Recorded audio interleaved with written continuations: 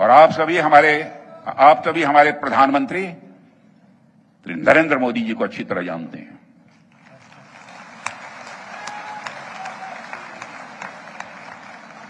उनकी कार्यशैली से भी अच्छी तरह परिचित हैं, उनकी दृढ़ता से भी अच्छी तरह परिचित हैं।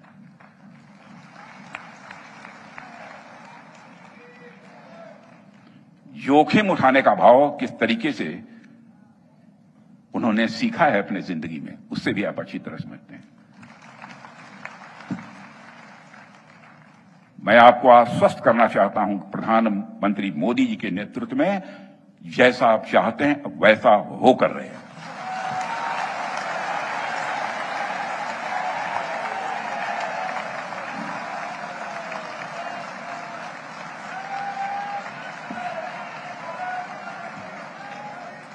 देवियों व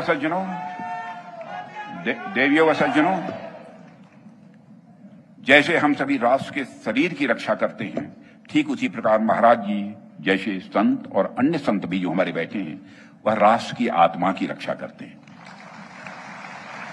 सुधांशु जी महाराज जैसे संतों ने हमें बताया और यह करके दिखाया कि राष्ट्र की आत्मा की रक्षा तभी संभव है जब हम सब अपनी संस्कृति, अपने मूल्यों और साथ ही अध्यात्म से जुड़े रहें, तभी संभव है।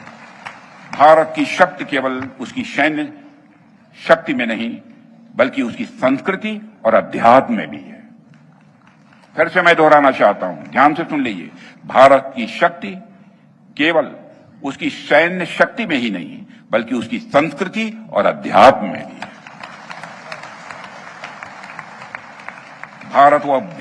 भारत वह भूमि है जहां पर वीर अर्जुन जैसे योद्धा हुए तो भगवान बुद्ध जैसे महायोगी भी हुए।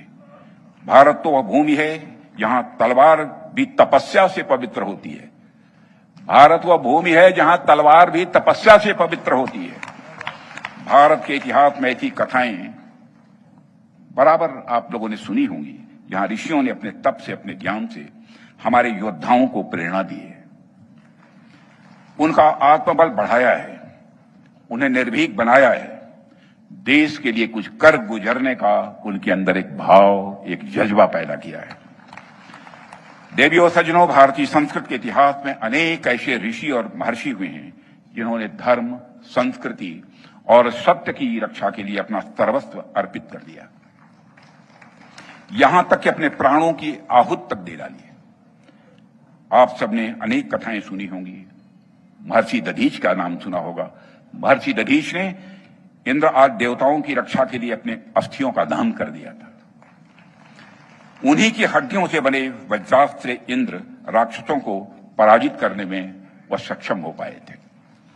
इसी तरह अनेक ऐसे ऋषि और मनीषी हुए हैं जिन्होंने खुद को केवल तपस्या तक ही सीमित नहीं रखा, बल्कि संस्कृत के उद्धार में भी अपना बहुत बड़ा योगदान दिया है। इन ऋषियों का जीवन हमें सिखाता है कि संस्कृत केवल पुस्तकों या परंपराओं में नहीं बसती है, संस्कृत इस देश की आत्मा में बसती है। और जब तक हमारी संस्कृत में यह तत्व जीवित है मेरे देवियों सज्जनों, तब तक भारत अमर रहेगा। दुनिया की कोई ताकत भारत को मिटा नहीं सकती।